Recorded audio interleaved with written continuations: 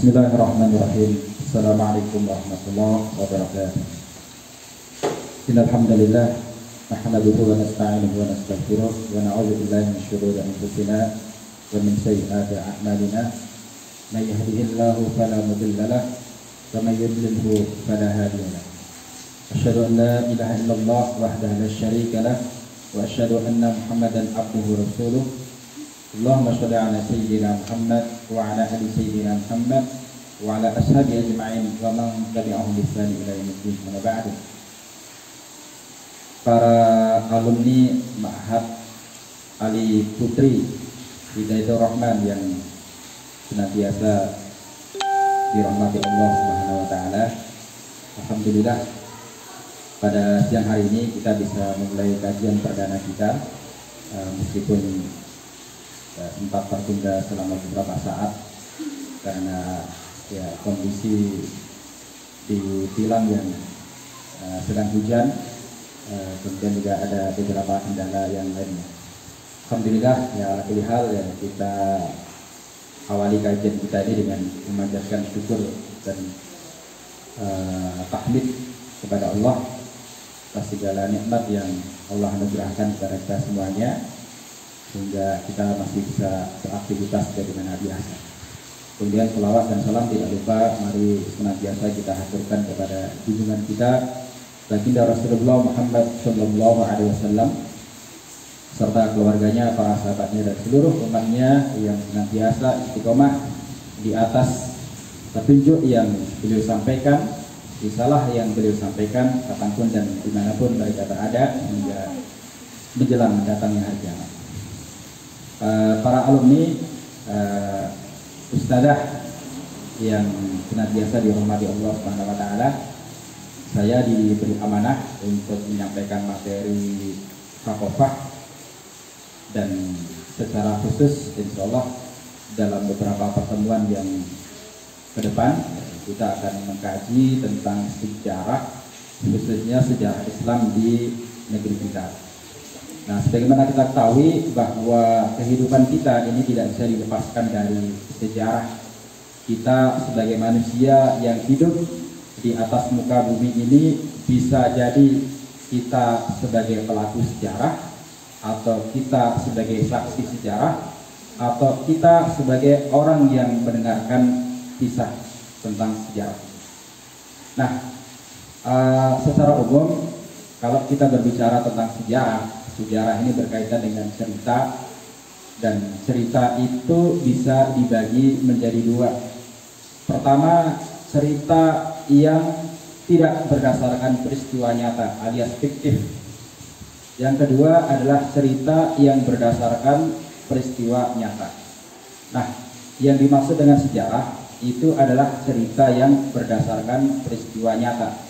Apa yang pernah terjadi dalam kehidupan umat manusia, apa yang benar-benar terjadi, kemudian kejadian dari peristiwa itu disampaikan kembali kepada generasi kita atau generasi setelah peristiwa itu berlalu, itulah yang dinamakan dengan sejarah. Insya Allah di kesempatan siang hari ini kita akan mengkaji mengapa kita perlu mengkaji sejarah. Ketika kita melihat ya sekitar kita ya, kita bertemu dengan tetangga kita, bertemu dengan keluarga kita, atau bertemu dengan masyarakat yang lainnya, biasanya atau bahkan mungkin kita sering mendengar cerita-cerita yang disampaikan oleh orang-orang di sekitar kita, atau bahkan mungkin ketika kita jalan-jalan ke toko buku, kita pun juga bisa mendapatkan buku-buku yang memuat cerita-cerita tentang masa lalu. Nah, ini menunjukkan bahwa sejarah itu diceritakan dari generasi ke generasi, ditulis dari generasi ke generasi, itu menjadi bukti bahwa sejarah itu penting. Hal ini sebagaimana diungkapkan oleh seorang sejarawan senior di negeri kita yang sudah meninggal dunia, namanya Pak Kunto Wijoyo. Kenyataan bahwa sejarah terus ditulis orang di semua peradaban dan di sepanjang waktu sebenarnya cukup menjadi bukti bahwa sejarah itu perlu. Demikian juga kalau kita mengkaji Al-Quran, kita membuka ayat-ayat Al-Quran, maka kita akan mendapati banyak sekali ayat-ayat Al-Quran ini berisi tentang kisah umat-umat terdahulu, kisah para nabi sebelum Nabi Muhammad SAW, dan juga kisah tentang peristiwa-peristiwa yang pernah terjadi sebelum Nabi Muhammad SAW diutus kepada umat di akhir zaman ini. Nah, ini menunjukkan bahwa betapa besar perhatian Al-Quran terhadap sejarah, dan tentu saja ini menunjukkan bahwa sejarah itu penting. Nah, ada banyak ayat yang berbicara tentang sejarah, tentang kisah umat terdahulu yang bisa kita dapatkan dalam ayat-ayat Al-Quran. Bahkan kalau kita bandingkan, mungkin ada kurang lebih sepertiga dari isi Al-Quran itu berbicara tentang kisah-kisah umat terdahulu atau berbicara tentang sejarah. Sekali lagi, ini menjadi bukti bahwa sejarah itu penting. Di antaranya kita bisa lihat dalam surat Yusuf ayat 111, Allah Subhanahu wa taala berfirman, laqad kana fi qasasihim ibratun li ulil albab. Sesungguhnya dalam kisah mereka, kisah umat-umat terdahulu itu terdapat ibrah, terdapat pelajaran li ulil albab. Bagi siapa? Bagi orang yang mau mempergunakan akalnya, orang yang mau berpikir. Ini salah satu ayat yang menunjukkan bahwa sejarah itu penting. Kemudian juga di dalam surat Al-A'raf ayat 176, Allah berfirman, faqsusil qasasa la'allahum yatafakkarun. Sampaikanlah kisah-kisah itu, sampaikanlah sejarah itu. Buat apa disampaikan? La'allahum yatafakkarun, agar mereka mau berpikir, agar mereka mau menggunakan pikirannya. Dan selain dua ayat ini, kita masih mendapati banyak sekali ayat-ayat yang berbicara tentang sejarah. Demikian juga kalau kita perhatikan hadis Rasulullah SAW, ataupun juga kita perhatikan apa yang pernah dilakukan oleh Rasulullah dalam kehidupannya, kita akan mendapati beberapa contoh di mana Rasulullah juga menaruh perhatian terhadap sejarahnya. Misalnya Rasulullah Muhammad SAW sering menyampaikan kepada para sahabatnya berita umat-umat terdahulu, umat yang telah meninggalkan kita, umat yang hidup sebelum kita, di mana mereka mendapatkan azab dari Allah Subhanahu wa taala, atau juga umat-umat yang Allah selamatkan mereka dari azab tersebut. Beliau menceritakan peristiwa masa lalu dengan tujuan untuk memotivasi semangat para sahabat, demikian juga menguatkan keimanan para sahabat, dan juga mengokohkan kedudukan para sahabat.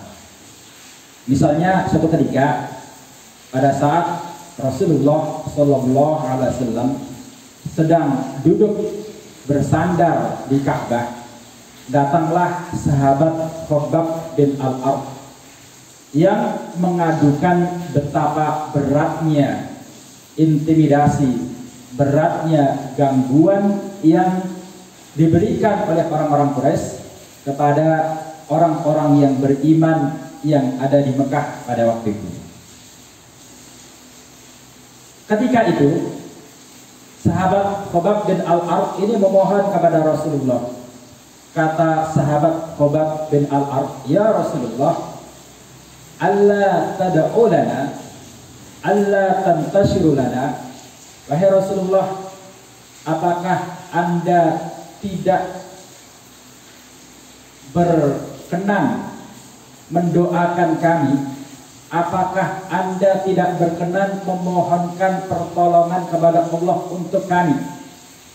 Rasulullah kemudian membenahi posisi duduknya, dan setelah itu Rasulullah sampaikan kepada Khabbab bin Al-Arat satu cerita, satu kisah, satu sejarah tentang suatu umat yang Allah uji mereka dengan siksaan yang diberikan oleh para penguasa pada waktu itu. Kata Rasulullah, dahulu sebelum kalian ada satu umat yang mereka dipaksa untuk meninggalkan keimanan mereka. Mereka bahkan digergaji dari ujung kepala hingga ujung kaki, kemudian dagingnya pun dicincang-cincang. Tetapi yang demikian itu tidak menyebabkan mereka goyah dari keimanannya. Bahkan mereka lebih memilih mati daripada menukar keimanannya dengan kehidupan dunia yang tidak seberapa. Kemudian Rasulullah mengatakan, akan tetapi kalian ini sepertinya terlalu tergesa-gesa.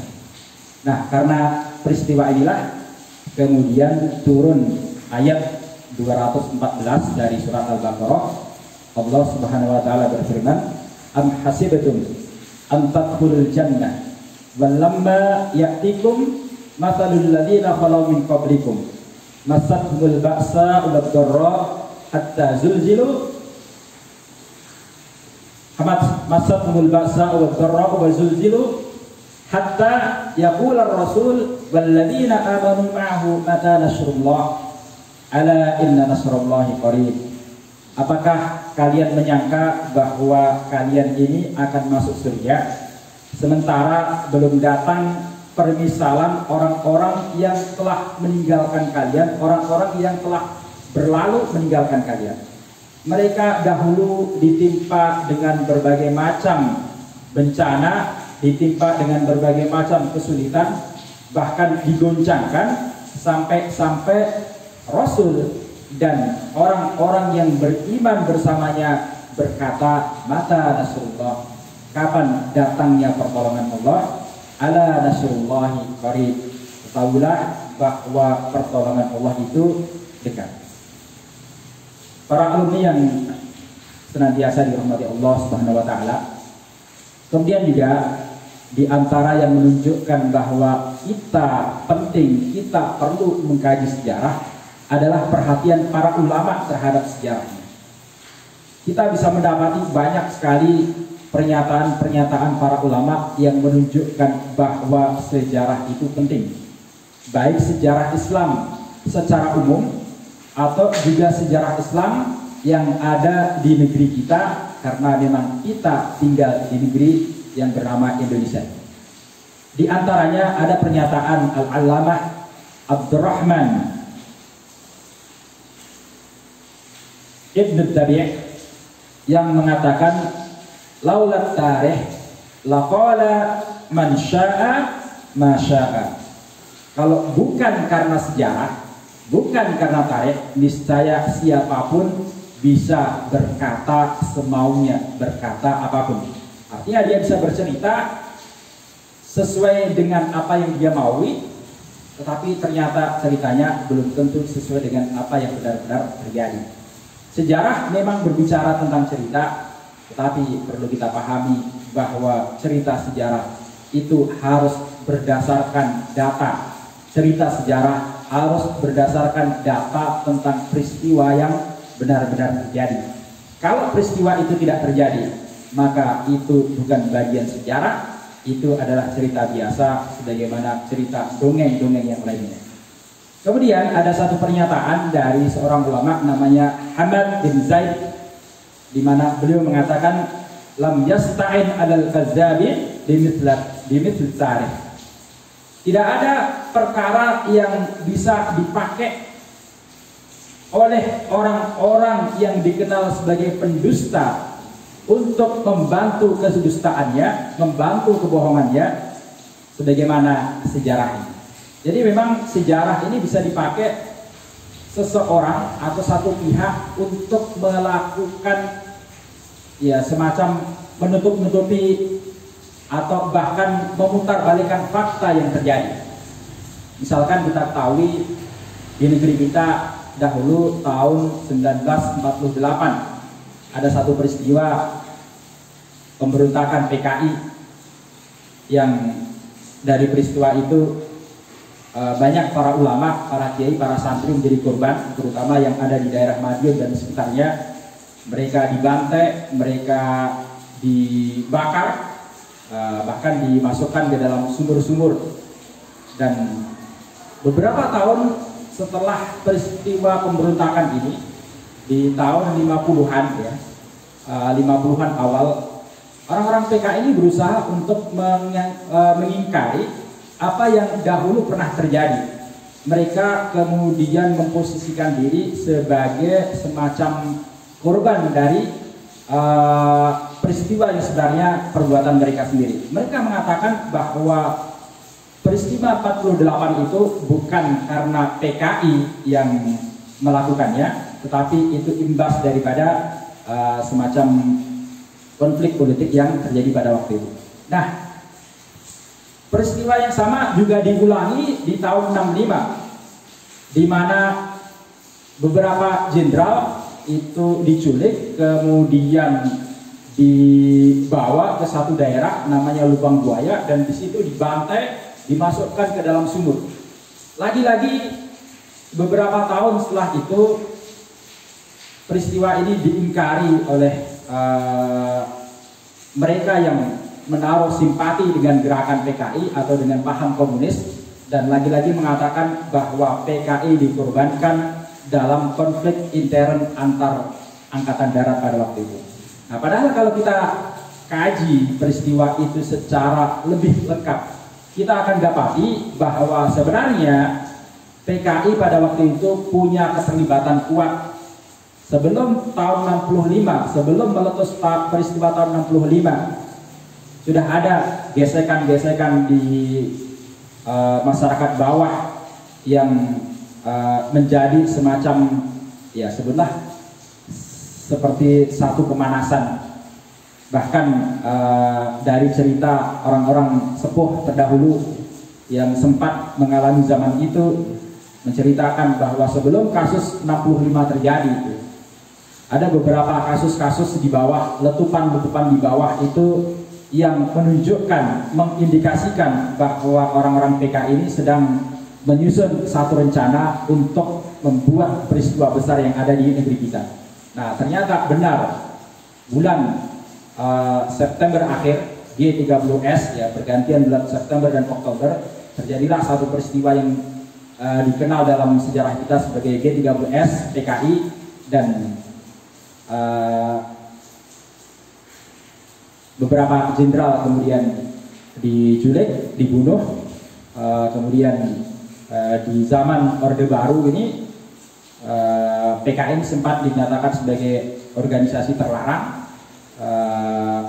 Mereka dituduh sebagai pihak yang bertanggung jawab dalam peristiwa itu, tetapi begitu Orde Baru digantikan dengan pemerintahan berikutnya, dan semakin kesini kita sering mendengar suara-suara yang berusaha untuk mengaburkan apa yang sebenarnya terjadi pada waktu itu. Hal lain yang juga menunjukkan pentingnya sejarah, ada satu kisah yang terjadi pada masa pemerintahan Khalifah Abbasiyah, kekhilafahan Abbasiyah. Pada waktu itu yang menjabat sebagai pemerintah, sebagai penguasa, sebagai khalifah adalah Al-Qaid bi Amrillah. Ini kejadian sekitar tahun 447 Hijriah. Apa peristiwa yang terjadi pada waktu itu? Orang-orang Yahudi menunjukkan satu surat yang mereka klaim sebagai surat resmi dari Rasulullah Muhammad Sallallahu Alaihi Wasallam.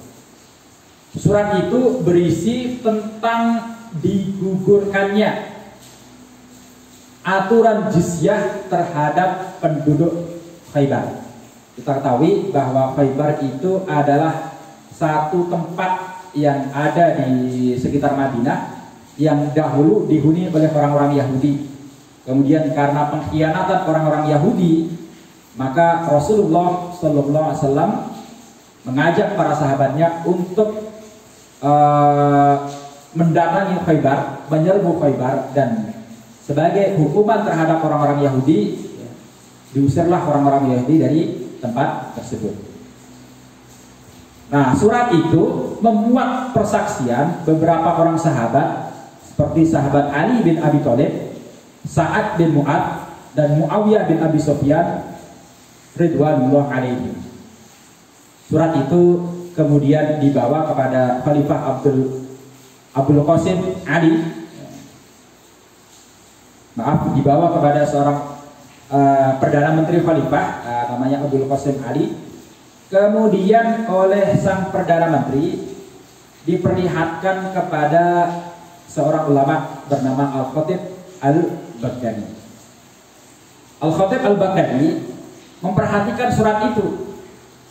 Lalu beliau berkata, ini adalah kedustaan atas nama Rasulullah Sallallahu Alaihi Wasallam dan para sahabat.